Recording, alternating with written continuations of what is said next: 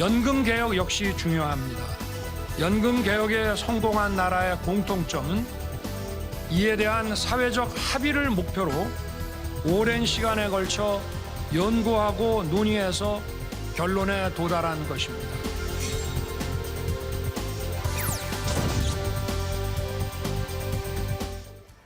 일본과 독일, 스웨덴, 칠레, 지금 말씀드린 국가들의 공통점이 있습니다. 바로 연금 개혁입니다.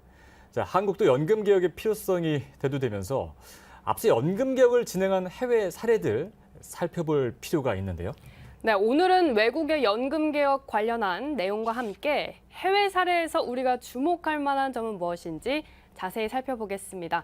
네, 스튜디오에 보건복지부 이기일 제1차관 나와 계십니다. 안녕하십니까? 네, 반갑습니다. 안녕하십니까. 자, 차관님, 저희가 지난번에는 이제 연금 개혁의 필요성에 대해서 집중적으로 살펴봤고, 먼저 연금 개혁이 이루어진 나라들이 좀 있죠. 네. 진행하고 있는 나라들, 지금 앞서 말씀드린 그런 나라들인데 해외 사례를 좀 철저하게 또 분석할 필요가 그럴 필요가 있을 것 있습니다. 같습니다. 네. 그래서 오늘 그 부분에 대해서 집중적으로 한번 살펴볼 텐데요. 먼저 이제 대표적인 외국 연금 개혁의 어떤 적용 사례, 어떤 부분을 찾아볼 수 있을까요?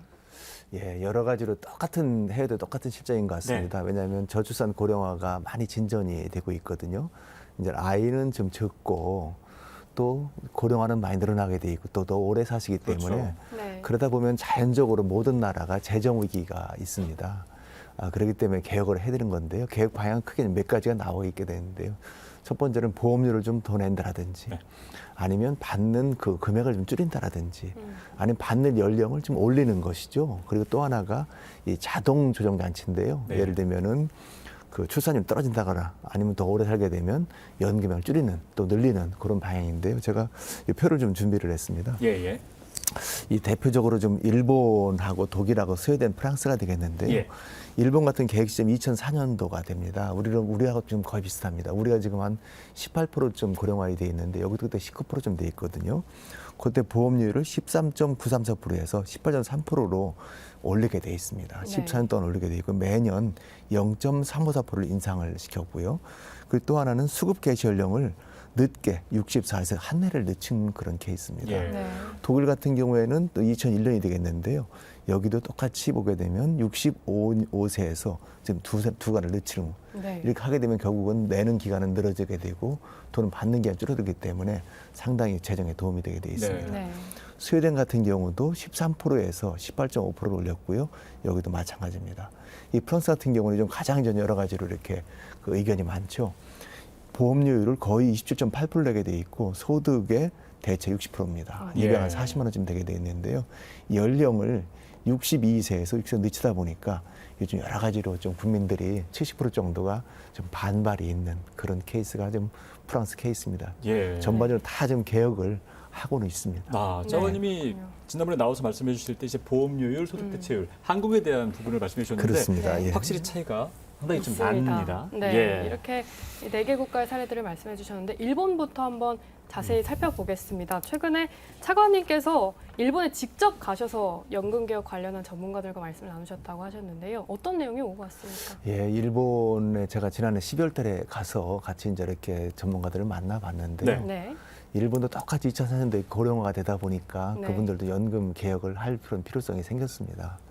그래서 일본 같은 경우는 크게 이제 보험료 같은 경우가 13.934%에서 18.3%를 2004년, 2017년까지 올리게 돼 있는데요.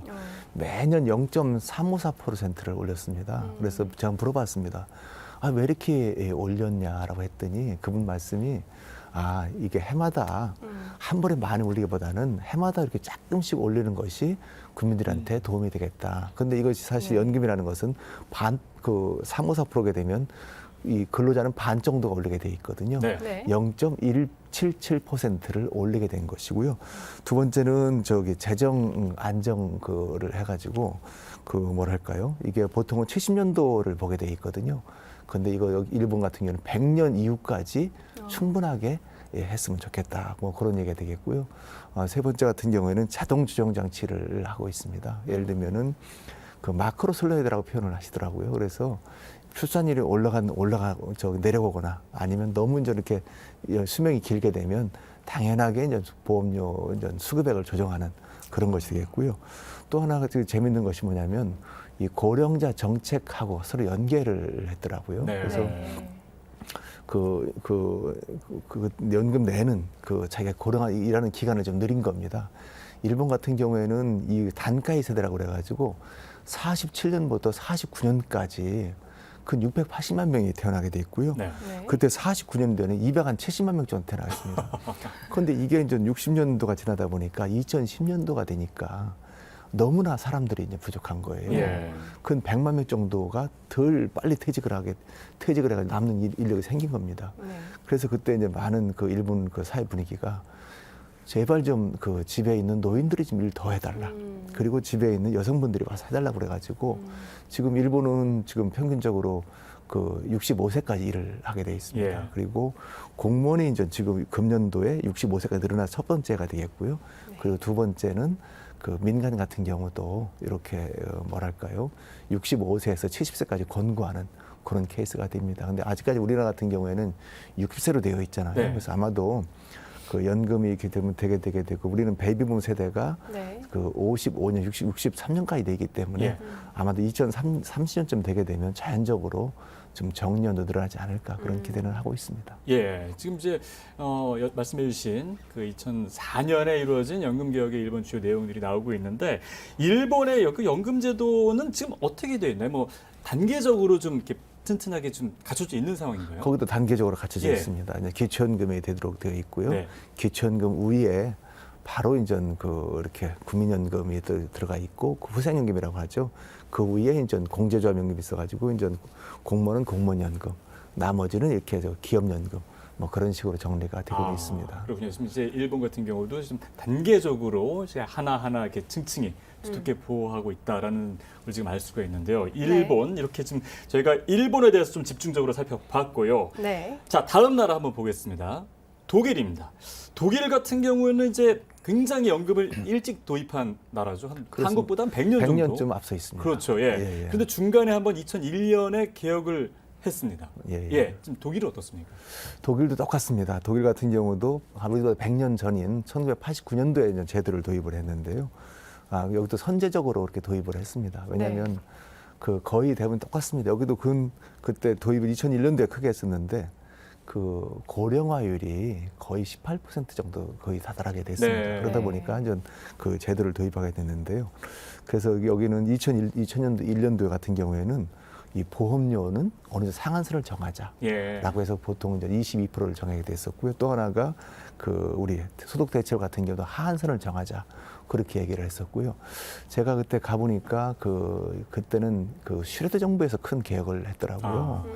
그래서 그 아젠다 2010이라고 그래가지고 어떻게 하게 되면 우리가 2010년도에는 큰 개혁을 이렇게 큰 나라를 좀 부강하게 하자. 옛날에 독일 같은 경우가 유럽의 병자라고 이렇게 생각을 했었거든요. 근데 이 개혁을 통해 가지고 유럽의 강자로서 거듭나게 된 것이 사실 독일의 그런 좋은 케이스입니다. 그래서 그때 여러 가지 개혁을 하면서 2004년도 같은 경우에는 수급 연령을 65세에서 67세로 늦추고 네. 또 한편으로는 자동 조정 장치력도 도입을 했더라고요. 네. 그래서 똑같이 만약에 연금 저출산에서 보험료를 내는 사람들이 부족하게 되면 당연히 연금 급여액도 좀 조정하는 식으로 그렇게 그냥 당연히 조정을 한 케이스가 되겠습니다. 상당히 열심히 하는 그런 케이스입니다. 저도 지난번에 한 달 전에 제가 가봤습니다. 네. 가보고 그 노동사회부 차관도 만나봤더니 자기는 점진적으로 개혁을 해나가고 있다 그런 말씀을 하시더라고요. 네, 독일과 일본의 공통점이 좀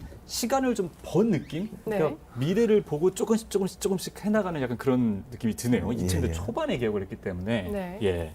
그리고 또 복지 강국인 스웨덴의 사례도 궁금한데요. 스웨덴은 어떻게 개혁이 됐습니까? 예, 스웨덴도 마찬가지입니다. 이번에 그 한 달 전에 제가 갔다 온 나라가 독일과 스웨덴입니다. 예. 네. 근데 거기도 똑같이 그 고령화율이 너무 이제 많게 돼 있는 겁니다. 그러니까 17% 정도가 되어 있고 그 나라만 하더라도 고급여 문제가 있었습니다. 65% 정도를 그 돈을 주게 된 겁니다. 65% 대체율이요? 소득 그렇습니다. 대체율. 지금 여기 보시게 되면 여기는 지금 스웨덴이 41.3%가 돼 있잖아요. 예. 그게 너무 많이 주다 보니까 여기도 똑같이 문제가 생기게 된 겁니다. 그래서 그때는 1998년도에 큰 개혁을 했었는데요. 네. 이 보험료 같은 경우를 13%에서 18.5%로 그렇게 올리게 돼 있고요. 네. 네. 이 두 번째는 아주 새로운 체계를 만들었습니다. 여기는 확정 급여형에서 확정 기형으로 만들었습니다. 잠시 설명을 드리면 우리는 확정 급여형이거든요. 네. 보험료를 9%를 낸다 하더라도 우리 국민들한테는 40년을 가입하게 되면 40%를 주겠다라는 것이 되어 있고요. 거의 많은 나라가 택하고 있는데 그렇다 보게 되면 9% 같은 경우가 이걸 돈을 많이 내지도 않는 거지만 네. 비금 운용을 뭐 어떻게 한다 하더라도 40%를 줘야 되는 거거든요. 네. 그럼 상당히 재정 위기에 빠질 우려가 있습니다. 예. 그러다 보니까 스웨덴 같은 경우는 첫 번째로 나왔던 것이 뭐냐면 그 확정 기여 방식이라고 그래가지고요. 예를 들면 18.5% 돈을 내잖아요. 네. 이거를 잘 이거 운용을 해서 굴립니다.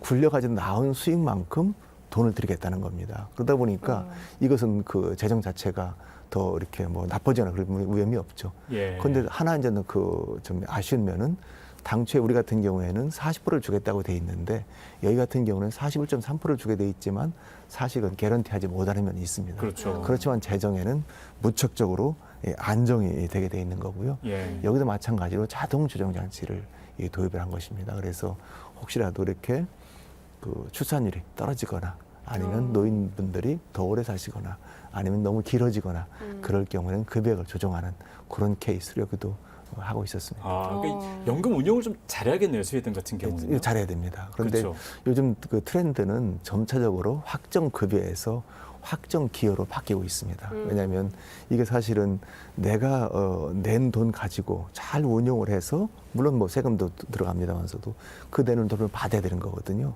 그래야만 한편으로 후세대 같은 경우도 부담이 없는데 네. 확정 급여형 같은 경우에는 그 내는 건 상관없이 돈을 주게 돼 있기 때문에 다소 후세대한테는 좀 부담이 된다. 그러고 해서 트렌드가 확정 급여에서 확정 기여로 바뀌는 추세가 있다라는 말씀을 드릴 수가 있습니다. 네. 예. 개인연금 같은 경우는 지금 말씀하신 그런 확정 기여 다 부분으로. 확정 기여형입니다. 그렇죠. 예. 예. 그런데 사실 우리 그 연금 같은 경우가 개인연금보다는 훨씬 더 우리 소득이 큽니다. 네. 우리 국민연금 같은 경우에는 이렇게 급여를 정해져 있잖아요. 정해져 있게 되면 그 뒤에 물가가 인상되게 되거나 또 여러 가지 그렇게 되면 자동적으로 슬라이딩식으로 이렇게 하게 돼 있습니다. 그렇기 때문에 사실 가장 좋은 연금은 국민연금이다. 네. 라고 볼 수가 있겠습니다. 예. 네. 자, 그렇다면 최근에 가장 언론을 통해서 많이 보도가 됐던 부분인데 네. 세계 그 국제면에 프랑스 관련된 내용인데 프랑스가 연금 개혁으로 많이 이제 요즘 힘들었는데 예. 일단은 진행이 되고 있죠. 네, 되고 있습니다. 네. 예, 프랑스는 전 세계적으로 가장 많은 이렇게 보험료를 내는 나라입니다. 네. 27.8%라는 보험료를 지금 제가 내고 있잖아요. 근데 60%의 그 급여를 받고 있습니다. 네. 정확하게는 얼마를 받고 있냐면 우리 18년도 기준으로 가야 되면 215만 원 정도를 받게 되어 있는데요. 네. 근데 지금 지난 그 이렇게 여러 가지 이렇게 하다 보니까 앞으로 한 조금 지나다 보게 되면 연금 재정이 고갈되기 때문에 어렵기 때문에 이제 이게 이제 이렇게 개혁을 하게 된 건데요. 금년 1월 달에 그 개혁안이 나왔었죠. 개혁이 나온 것이 62세에서 64세로 그 더 좀 더 일을 더 하시고 수급을 좀 늘려달 그때 받게 하겠다는 건데 거기에 대해서 이제 그 프랑스 국민들이 많이 좀 불평이 많으신 겁니다. 네. 근데 왜냐하면은 다른 나라에 틀리게 여기는 좀 그 소득 대출이 크잖아요. 그렇죠. 돈을 많이 주다 보니까 나는 지금까지만 하더라도 62세가 되게 되면 좀 가서 좀 쉬고 싶다. 어디 가서 이렇게 여러 가지로 좀 뭐 휴가도 보내고 예. 하고 싶은데 왜 2년을 더 하라고 하느냐. 그렇게 하면 좀 그런 건 좀 우리는 그걸 못 참겠다 해가지고 조사를 해보니까 한 국민들의 70% 정도가 좀 반대하는 그런 면이 있고요. 그년 3월 달에 지금 이렇게 그 여러 가지 뭐 행정면도 되고 또 국회도 통과는 했었고요. 했는데 지금 이제 정반이 다 되어 있긴 한데 국민들은 아직도 좀 반대하는 그런 면이 있겠고요. 그렇지만 결론적으로 보게 되면 그 안은 아마도 프랑스 정부에는 나중에는 국민들한테는 큰 그 병자를 치유하는 좋은 대대로 될 거라고 저는 생각을 하고 네. 있습니다.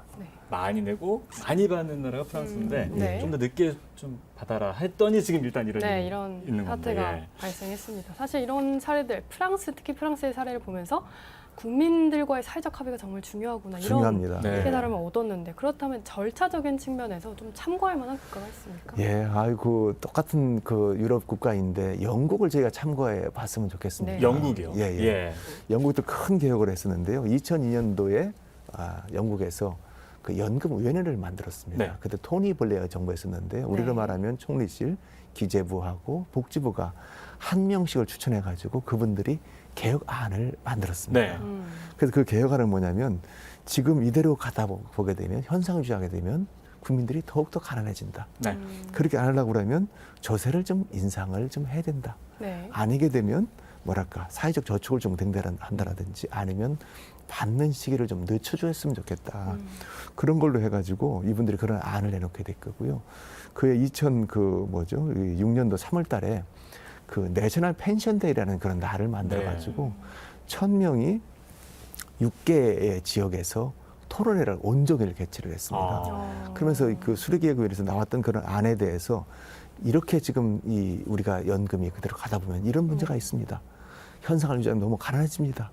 또 조세를 더 내든지 아니면 나이를 좀 늦추든지 해야 됩니다라고 했더니 이분들이 하루 종일 그 토론을 해보더니 여러 가지 안을 얻게 됐습니다. 예. 첫 번째는 정말로 개혁의 비용은 받아들일 수밖에 없다. 네. 그렇게 했었고요. 두 번째는 더 많은 세금이 연금에 쓰여져야 된다. 네. 그리고 또 마지막으로 한 것이 연금 상향 연령도 좀 올려야 된다. 그렇게 했고 그걸 기초로 해가지고 그때 66세에서 68세로 점차 올리게 된 겁니다.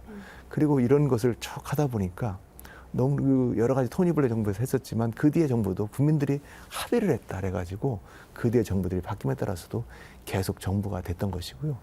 제가 이번에 하나 그 스웨덴에 가서 이렇게 쭉 얘기 들어보니까 스웨덴도 마찬가지더라고요. 예. 네 개의 정부에 있는 사람들이 참여를 해가지고 서로 논의를 해서 합의를 이뤄낸 겁니다. 이뤄낸 상태에서 이렇게 합의에 대해서는 우리 어느 정부라도 이것을 계속 이어나가겠다 해가지고 계획이 추진이 된 거거든요. 우리도 그것은 아마 반면교사 삼아야 되지 네. 않을까 싶습니다. 네. 자, 이렇게 저희가 뭐 일본, 독일, 스웨덴, 프랑스 네. 또 도움받을 나라 영국 좀 배울 나라 이렇게 말씀하셨는데 마지막으로 간단하게 짧게 합의가 굉장히 중요한 것 같습니다. 중요합니다. 예, 우리가 예. 배울 점 어디 있다고 보십니까? 아까 좀 금방 말씀드린 것처럼 프랑스하고 영국의 사례를 보게 되면 사회적 합의를 잘 이뤄내야 되는 거고요. 예. 또 하나는 뭐냐면 거기에 맞는 정확한 근거와 그런 자료를 정부가 잘 만들어야 됩니다. 네. 지금 일본과 독일과 스웨덴 사례를 같이 보니까 첫 번째는 정부의 역할이었습니다. 네. 정부가 철저하게 자료를 잘 만들어내고 두 번째는 그 국회나 우리 정치권이죠. 여기에서도 완전히 그런 초당적으로 서로 협력을 하고 마지막으로는 국민들이 여기에 따라서 동의를 하고 네. 그런 제도 있기 때문에 저희도 연금특위가 지금 국회에 마련되어 있거든요. 네. 특위에서 잘 이렇게 정부에서는 정말 좋은 제도를 잘 이렇게 설계를 해서 만들어내고 국회에서 또한 공론화 과정을 거치면서 토론을 하고 법으로 개정하고 그런 것이 잘 돼야만이 우리 연금 개혁도 성공하겠다. 이게 저희가 느꼈던 것이 되겠습니다. 네. 네. 자, 이렇게 여러 나라를 통해서 배울 점 참고해 봤습니다. 자, 지금까지 보건복지부 이기일제 1차 관과 함께 연금 개혁에 대해 이야기 나눴습니다. 다음 주에 또 더 들어보도록 하겠습니다. 오늘 말씀 고맙습니다. 네, 고맙습니다. 감사합니다.